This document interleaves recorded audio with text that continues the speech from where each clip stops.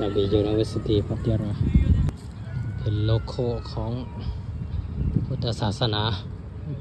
มีพุทธคริสต์อิสลามชิกเชนฮินดูมีหมดอยู่ในนี้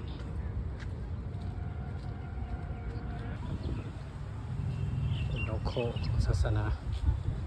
religions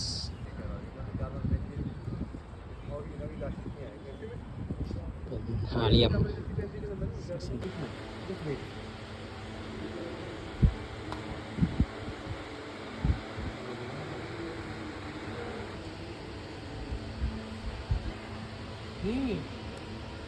ฮัลโหล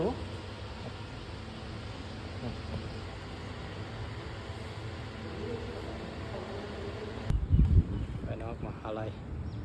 นักเรียนก็จะหลายนะช่วงเปิดเทอมใหม่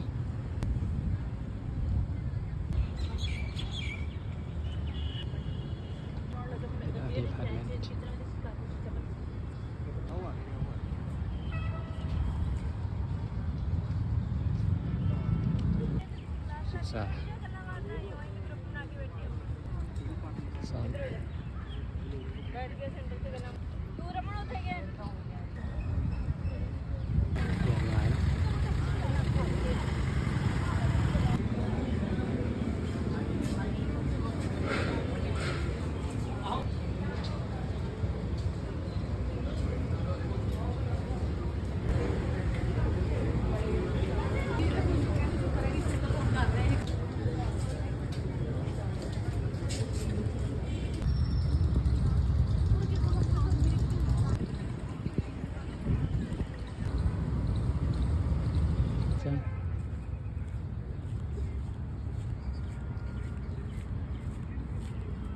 ก็นะ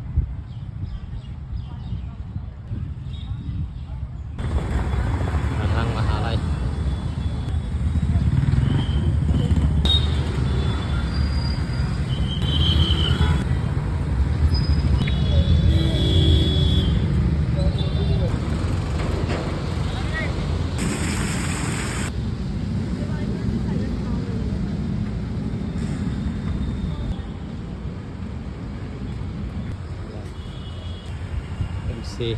อัน KFC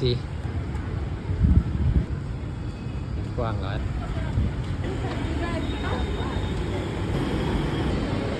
ห้างใหญ่เนาะข้างใน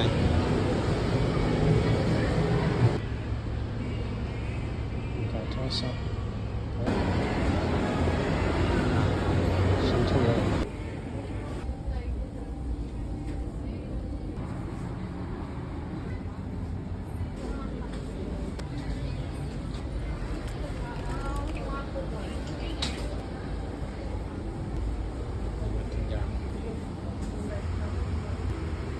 ใส่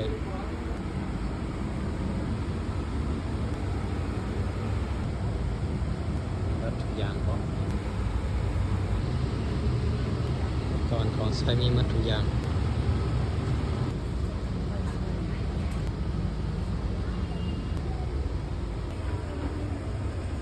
เวลามัน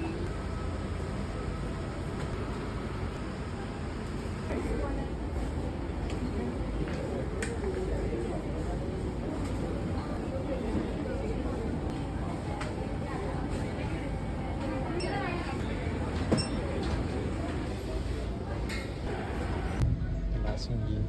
บอกว่าส่งยินส่งยิน